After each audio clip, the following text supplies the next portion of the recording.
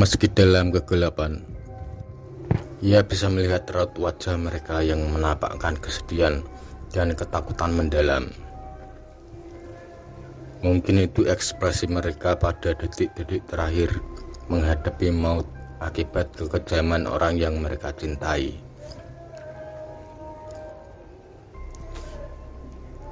Hendra, seorang mahasiswa perguruan tinggi di Surabaya yang juga anggota pencinta alam di perguruan tinggi itu, tengah berkemas-kemas menyiapkan barang-barang yang dibutuhkan ke dalam ransel tuanya. Hari ini ia bersama 4 orang rekan bersama anggota pecinta alam berencana mendaki Gunung Welirang. Sebenarnya bukan baru kali ini mereka mendaki gunung itu, tapi hari ini mereka akan mencoba rute baru yang belum pernah mereka tempuh sebelumnya. Setelah berpamitan pada ibunya, Hendra memacu motornya menuju kampus timur di Surabaya. Di sana telah menanti 4 sahabatnya, Dedi, Sigit, Hairul, dan Erni. Erni adalah ketua rombongan dan satu-satunya wanita yang turut dalam pendakian itu. Dengan memperhitungkan waktu yang akan mereka jalani dan resikonya, mereka sengaja membawa perbekalan lebih dari biasanya. Dipimpin oleh Hairul, mereka bersama-sama berdoa terlebih dahulu.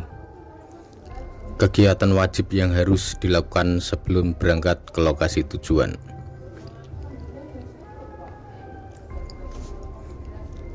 Setelah segala sesuatunya siap, mereka pun meninggalkan kampus dengan mengendarai 3 sepeda motor. Sepeda motor itu kemudian dititipkan di terminal dan mereka menumpang kendaraan umum menuju ke arah Malang dan berganti kendaraan umum lainnya yang mendekati Dusun Sebu sebagai lokasi awal menuju rute pendakian.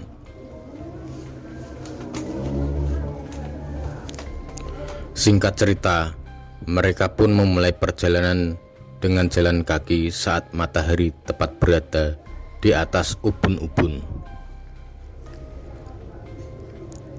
Beberapa rumah penduduk dan hamparan pematang sawah telah mereka lalui. Pepohonan dan semak belukar mulai menghiasi kiri kanan jalan setapak. Sesekali mereka berpapasan dan menyapa penduduk desa yang memikul beberapa ikat kayu di pundaknya.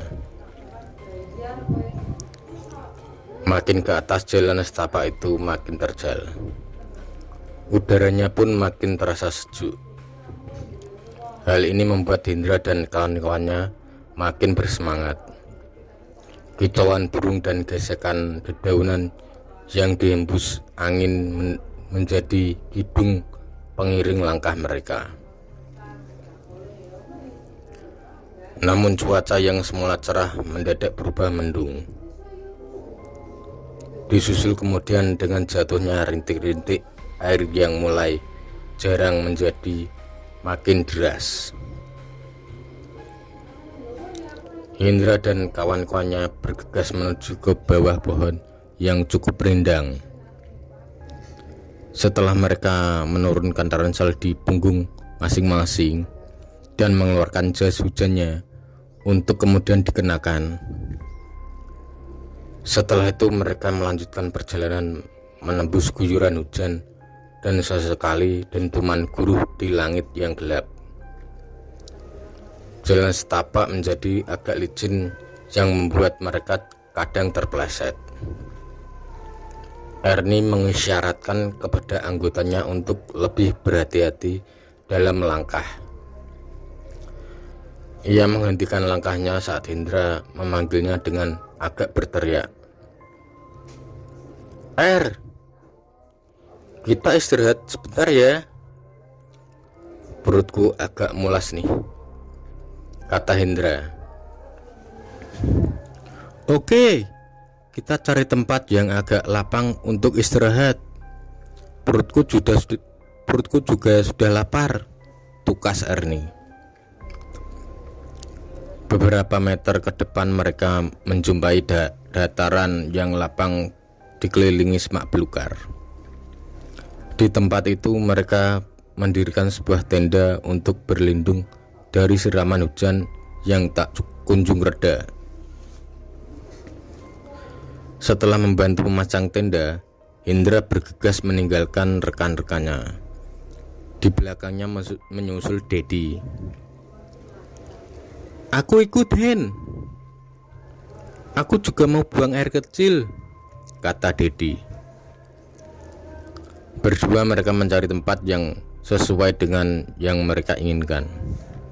"Hen, kamu agak jauh sana, biar baunya nggak menyebar kemana-mana," kata Dedi dengan nada bercanda. Hendra tak menjawab. Ia pun tak ingin privasi buang hajatnya terganggu oleh orang lain. Setengah berlari ia masuk ke hutan yang lebih dalam. Belum jauh ia melangkah, matanya melihat atap sebuah bangunan di balik rimbunan pohon. Sejenak ia merasa heran. Di hutan begini ada juga rumah, pikirnya. Tapi ia segera menepis keheranannya karena desakan di dalam perutnya makin kuat. Lumayan, ada tempat yang nyaman untuk buang hajat daripada tempat sembarangan, katanya dalam hati. "Assalamualaikum," ucap Hendra begitu tiba di depan pintu rumah yang lebih tepat disebut gubuk itu. Kondisinya cukup memprihatinkan. Di beberapa bagian dinding dan atapnya terlihat bekas-bekas hangus. Karena tak ada yang menyahut, Hendra berjalan ke samping dan menemukan semacam bilik mandi beratapkan daun rumbia yang bersebelahan dengan gubuk itu. Tanpa pikir panjang, Hendra bergegas masuk. Begitu melihat ada kakus dan segentong air di sisi kakus, Hendra pun melepas hajatnya. Usai buang air besar, Hendra kembali ke depan gubuk dan berharap bertemu pemiliknya untuk sekedar mengucapkan terima kasih.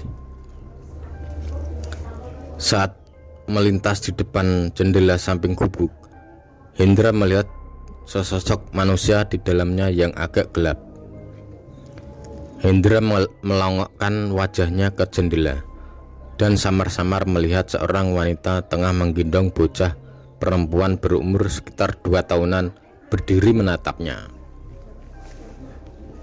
"Maaf Bu, saya baru saja pinjam kakusnya. Tadi tidak ada orang, jadi saya nyelonong saja ke dalam," ujar Hendra dengan agak tersepu-sepu. Tapi wanita itu tak menjawabnya. Karena terburu-buru, Hendra segera berlalu dari situ setelah mengucapkan terima kasih dan permintaan maaf sekali lagi. Hujan sudah mulai berkurang, tapi jalanan yang dilaluinya masih licin. Sesampainya di tenda tempat rekan-rekannya berkumpul, ada seorang laki-laki setengah baya tengah bercakap-cakap dengan Ernie dan Sigit di luar tenda. Dari seragam yang dikenakan di balik mantel hujannya, Hendra tahu kalau laki-laki itu adalah petugas penjaga hutan seperti yang biasa ia temui saat melakukan pendakian. "Sudah lega, Hen?" tanya Sigit. Hendra tersenyum sembari menjawab, "Plong, untung ada kakus di sana." "Kakus? Mana ada kakus di tengah hutan begini?" "Oh iya Pak, ini Hendra, anggota tim saya. Hen, kenalkan ini Pak Toyib, pengawas hutan ini." kata Ernie sambil memperkenalkan Hendra kepada petugas itu. "Maksudku, ada rumah di sana dan aku numpang di kakusnya," ujar Hendra. "Maksudnya Hendra, rumah gubuk di dalam hutan itu?" salah Pak Thoyib. "Iya Pak, tadinya saya kira kosong, tapi setelah selesai buang air, saya baru bertemu dengan penghuninya," jawab Hendra. "Penghuninya?" tanya Pak Thoyib dengan dahi mengernyit. "Memangnya anak Hendra bertemu siapa di sana?" "Seorang wanita dan anaknya." "Benarkah?" Sekali lagi petugas itu bertanya seakan tak percaya dengan jawaban Hendra. "Betul Pak." "Kenapa? Bapak kenal dengan mereka?" Hendra menatap Pak Thoyib dengan wajah penasaran. Pak Thoyib terdiam sesaat. Hendra berpandangan dengan Ernie. Petugas bermantel kuning itu memalingkan wajahnya ke arah hutan di mana gubuk itu berada. Apakah Nak Hendra sempat bertatap muka dan bicara dengan mereka? "Iya Pak, tapi mereka tak menjawab. Mereka diam saja di dalam gubuk yang agak gelap itu. Mungkin mereka takut pada saya." "Bapak kenal dengan mereka?" jawab Hendra sambil mengulangi pertanyaannya. "Saya kenal baik dengan mereka. Namanya Misnah dan anaknya Ratri," Pak Thoyib menjawab dengan suara lirih. "Kalau begitu, tolong sampaikan maaf saya kepada Bu Mis," Pak Thoyib memotong ucap Hendra.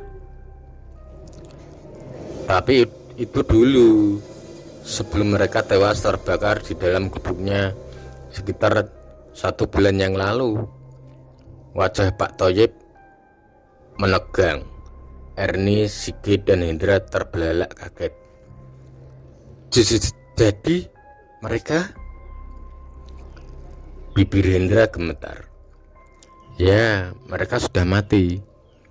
Saat kami periksa pintu gubuk, mereka dalam keadaan terkunci, dan Yatno suami Misnah hingga kini tak pernah menampakkan batang hidungnya. Polisi menduga Yatno sengaja membakar gubuknya agar anak dan istrinya mati." "Kejam sekali. Yatno pastilah orang gila. Mana ada orang waras yang tega membunuh keluarganya," tegas Ernie dengan nada emosi.